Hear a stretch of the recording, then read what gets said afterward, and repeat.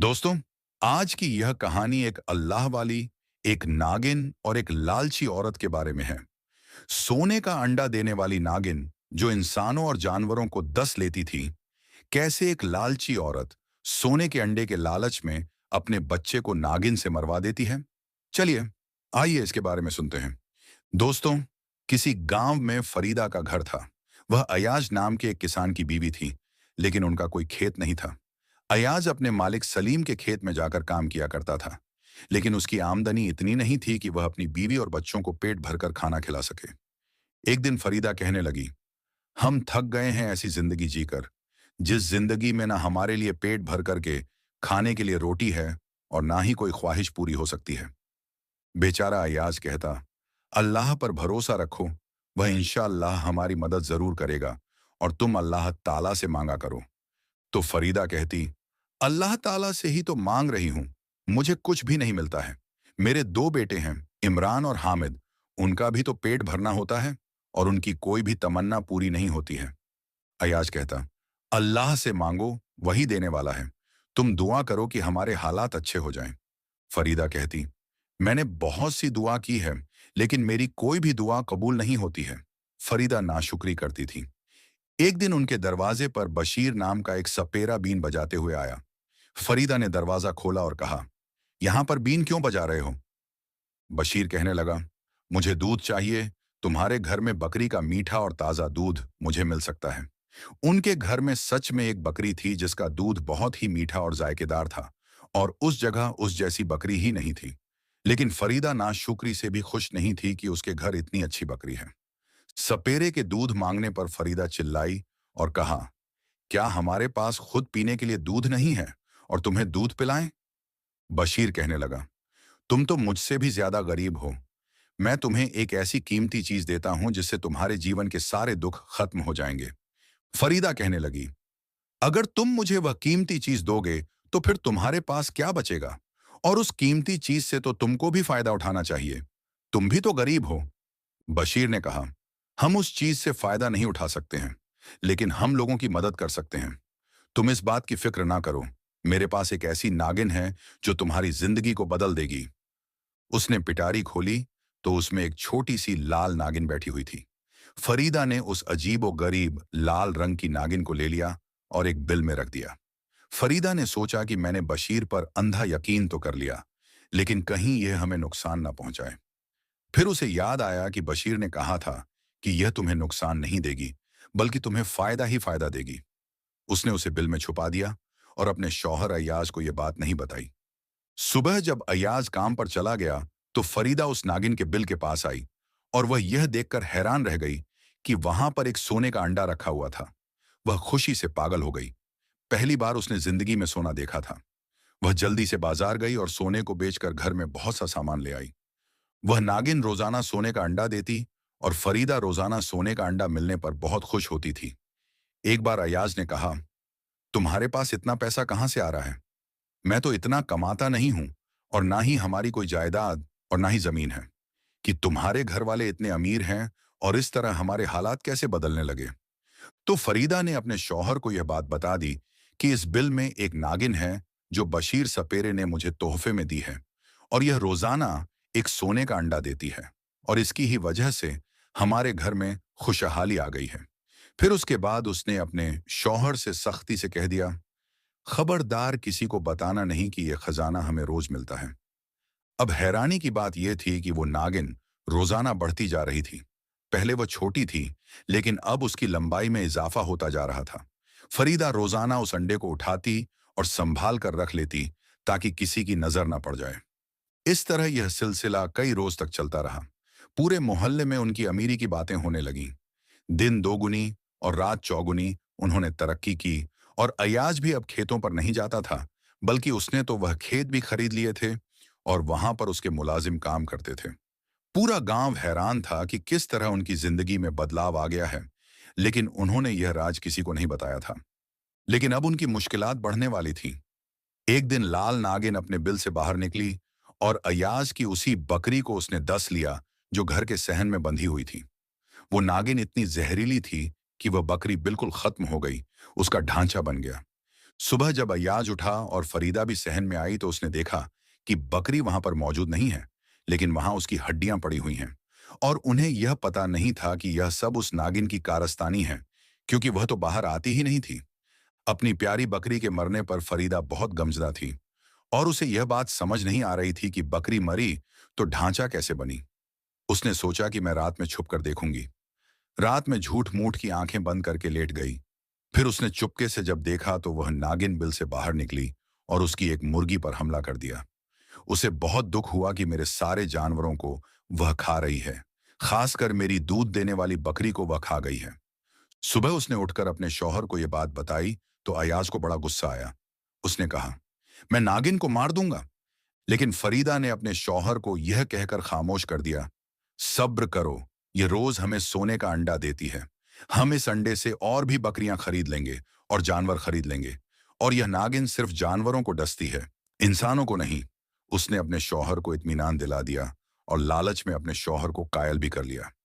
लेकिन वो यह भूल गई कि सांप की फितरत कभी नहीं बदलती है।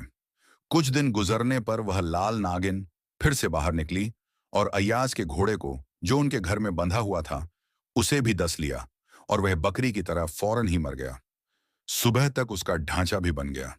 जब यह बात अय्याज और फरीदा को पता चली तो अय्याज की आंखों में खून उतर आया। उसने अपनी बीवी से कहा, अब मैं इस नागिन को मार दूंगा। यह हमारे सारे जानवरों को एक एक करके मार रही है। लेकिन फरीदा पर लालच गालिब था। वो नहीं मानी और शौहर से कहा, खबरदार, इसे कोई भी हाथ नहीं लगाएगा। अगर मार भी रही है तो हमें बहुत कुछ दे भी तो रही है। अयाज उससे कहता, तू अपने लालच के हाथों मारी जाएगी और मैं ऐसा नहीं होने दूंगा। वो गुस्से में आकर बाहर चला गया। एक बार उनके दरवाजे पर दस्तक हुई। फरीदा ने पूछा, कौन है? तो वहां नूरानी चेहरे वाले एक बुजुर्ग खड़े थे। उसने पीर बाबा समझकर बदतमीजी की, आप यहां क्या मांगने आए हो? पीर बाबा ने कहा, ऐ बेटी, मैं यहां मांगने नहीं आया हूं, बल्कि तेरे घर वाले, तेरे शौहर, तेरे बेटों को बचाने के लिए आया हूं। तेरे पास जो नागिन है वो बशीर सपेरे ने तुझसे बदला लेने के लिए दी है, तुझे तोहफा नहीं दिया है। फरीदा ने कहा, कैसा बदला? पीर बाबा ने कहा, तू याद कर, तूने उसको दूध देने से इनकार किया था। तुझे याद नहीं है? फरीदा ने कहा, मुझे याद नहीं। पीर बाबा कहने लगे, उसने तुझसे गिलास बकरी का दूध मांगा था लेकिन तूने मना कर दिया। तूने झूठ कहा था कि तेरी बकरी का दूध सूख गया है और यह बात उस बशीर जादूगर को पता थी, तभी उसने बदला लेने के लिए वह नागिन तुझे दे दी। फरीदा ने कहा, लेकिन बकरी के दूध से इंतकाम का क्या ताल्लुक है? पीर बाबा ने कहा, यह बकरी का दूध उसे ताकत देता है, इसीलिए वह ऐसी नागिन को कैद करता है जो सोने के अंडे देती है। इसलिए अभी भी वक्त है, तू उस नागिन को मेरे हवाले कर ताकि मैं उसे अपने अमल से मार दूं। और अगर वह तेरे घर में रहेगी तो वह तुम सबको मार डालेगी। फरीदा कहने लगी, आप ढोंगी बाबा हैं और आपको उस नागिन के बारे में बता दिया गया है। आप उस नागिन को लेकर अपने पास रखना चाहते हैं ताकि आप उस सोने के अंडे को अपने पास रख लें और आप उससे फायदा उठा लें। पीर बाबा कहने लगे, हम दरवेश लोग हैं, इस बात के लालच में नहीं रहते हैं और ना ही हमें सोने के अंडे से गर्ज है, ना ही हीरे चांदी से। हम तो सिर्फ तुम्हारी जान बचाने के लिए आए हैं। करीब के ही बस्ती में रहते हैं। अगर कोई मुश्किल पेश आए तो हमें जरूर बताना, लेकिन अभी उस नागिन को हमें दे दो। फरीदा ने कहा, आप लालच में कह रहे हो, मैं आपको वह नागिन नहीं दूंगी। पीर बाबा कहने लगे, मैं तुम्हारी जान बचाने के लिए आया हूं। लेकिन फरीदा इतनी बेकार थी कि उसने पीर बाबा से कहा, जाओ बाबा यहां से, मुझे आपसे कोई मतलब नहीं है। आप झूठ बोलते हो और ऐसा कुछ भी नहीं है। फरीदा ने पीर बाबा को दरवाजे से वापस भेज दिया और कहने लगी, वो नागिन सिर्फ जानवरों को खाती है, इंसानों को नहीं, क्योंकि वह मेरी पालतू है। कम से कम वह मेरे साथ तो ऐसा नहीं करेगी। फरीदा का घमंड उसको खाने वाला था। अभी कुछ ही दिन गुजरे थे। फरीदा घर के काम कर रही थी तो वो नागिन अपने बिल से बाहर निकली। फरीदा डर गई और सहम कर एक तरफ खड़ी हो गई। उसने देखा कि वो नागिन उसके बेटे इमरान के पास आई और उसके बेटे को डस लिया। उसकी आंखों के सामने ही उसने उसके बेटे को खा लिया और वहां पर उसके बेटे का ढांचा पड़ा हुआ था। फरीदा की आंखों में आंसू आ गए। उसके एक बेटे को खत्म करके वह नागिन बिल में चली गई। बकरी और घोड़े की तरह उसका बेटा भी उसकी आंखों के सामने तड़प तड़प कर दम तोड़कर मर गया। फरीदा को बड़ा गुस्सा आया। उसने उस नागिन को नहीं छोड़ना था। उसने हिम्मत करके डंडा उठाया और जैसे ही नागिन के बिल के पास आई तो वहां से वह गायब हो चुकी थी। एक तरफ फरीदा को बेटे की मौत का गम था और दूसरी तरफ उसे उस नागिन के जाने का गम भी था, क्योंकि सोने का अंडा उसको मिलने वाला नहीं था। उसके दिल में फिर से लालच आ गई। उसने अपने शौहर से कहा, वह नागिन हमारे बेटे इमरान को दसकर खा गई है, लेकिन उसके जाने से हमारी गरीबी फिर से लौट आएगी। मुझे वो नागिन वापस चाहिए। तो अयाज कहने लगा, उसने तेरे बेटे को भी नहीं बख्शा है। क्या तेरी आंखें अब भी नहीं खुली हैं और तू फिर से उसको अपने घर में चाहती है? तो फरीदा कहने लगी, हाँ, मुझे बहुत सी दौलत, बहुत सा पैसा चाहिए। मुझे वह वापस चाहिए। बीवी की जिद पर अयाज चीखा, उसने मेरे एक बेटे को खाया है, मेरे दूसरे बेटे हामिद को भी खत्म कर देगी, और ऐसा मैं बिल्कुल नहीं होने दूंगा। एकदम से अयाज को उस पीर बाबा का ख्याल आया, जिनके बारे में फरीदा ने जिक्र किया था कि वह करीब की बस्ती में रहते हैं। वह बहुत जल्दी से वहां गया। पीर बाबा के पास जाकर अयाज कहने लगा, बाबा, मेरी बीवी लालच के हाथों अंधी हो गई है। बेटे की मौत के बाद भी वह सोने के अंडे के लिए रो रही है। अब वह नागिन गायब हो चुकी है और वह कहती है कि मुझे वह वापस चाहिए, और वह सारे जानवरों को, यहां तक कि हमारे बेटे इमरान को भी खा चुकी है। वह हमारे दूसरे बेटे हामिद को भी खा लेगी। हम 3 लोग ही बचे हैं और मुझे ऐसा लग रहा है कि हम भी नहीं बचेंगे। पीर बाबा कहने लगे, अगर तुम लालची हुए तो शायद ऐसा भी हो जाए। वो बशीर जादूगर है और तुम्हारी बीवी से इंतकाम लेने के लिए उसने ऐसा किया है। और वो नागिन गायब इसलिए हुई है ताकि तुम्हारी बीवी उसको तड़प तड़प कर वापस बुलाए। तुम्हारी बीवी अब ऐसा अमल करने वाली है जिससे कि वह नागिन वापस भी आ जाएगी और तुम्हारे छोटे बेटे हामिद पर हमला भी करेगी। उसके बाद फिर वह तुम्हें मारेगी और आखिर में तुम्हारी बीवी को खा जाएगी। अयाज ने कहा, बाबा, मुझे कुछ भी नहीं चाहिए, बस मुझे अपने घर वालों की जिंदगी चाहिए। पीर बाबा कहने लगे, चलो फिर मेरे साथ। जब वह दोनों घर आए तो वहां का मंजर बिल्कुल अजीब था। फरीदा उस नागिन के बिल पर खुशबू लगा रही थी और दिल ही दिल में कुछ मंत्र पढ़े जा रही थी। इसका मतलब यह था कि वह उस नागिन को बुलाना चाहती थी, और यह अमल भी उस बशीर सपेरे ने उसे सिखाया था। उसके अमल को करने के बाद नागिन वापस उस बिल में आ गई और सोने का अंडा भी वहीं पर रखा हुआ था। फरीदा खुशी से चिल्ला उठी, देखो, मेरी नागिन ने फिर से सोने का अंडा दिया है। पीर बाबा चिल्लाए, इस अंडे को हाथ भी मत लगाना, गजब हो जाएगा। ना तेरा बच्चा बचेगा और ना ही कोई और।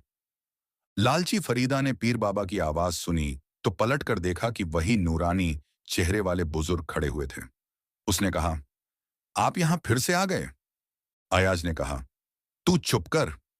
तेरे लालच ने मेरे बेटे को मार दिया है, लेकिन अब दूसरे बेटे को मैं मरने नहीं दूंगा।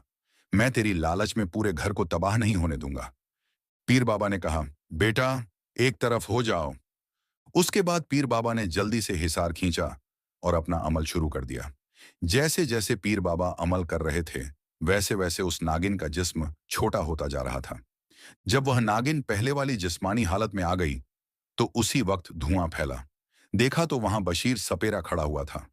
उसकी आंखों में खून उतरा हुआ था। उसने पीर बाबा की तरफ देखकर कहा, आप क्यों इस औरत के खानदान को बचाने आ गए हैं?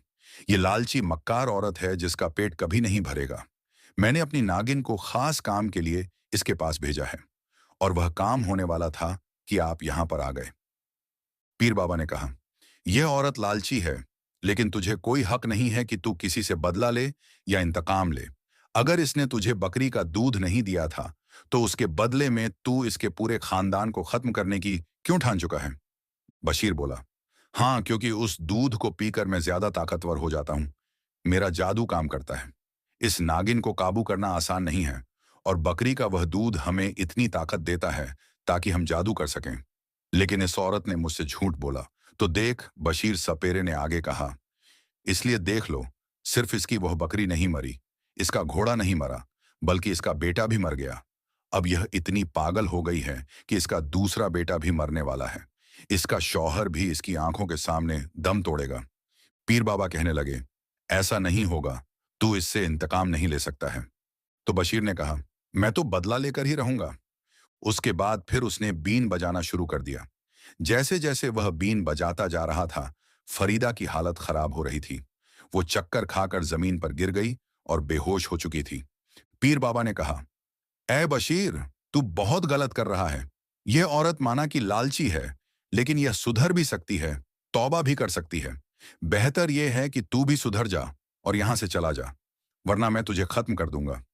बशीर हंसने लगा।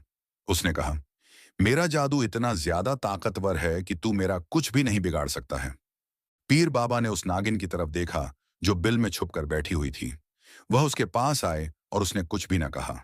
उनमें इतना जलाल था कि वह नागिन हिल भी नहीं पा रही थी।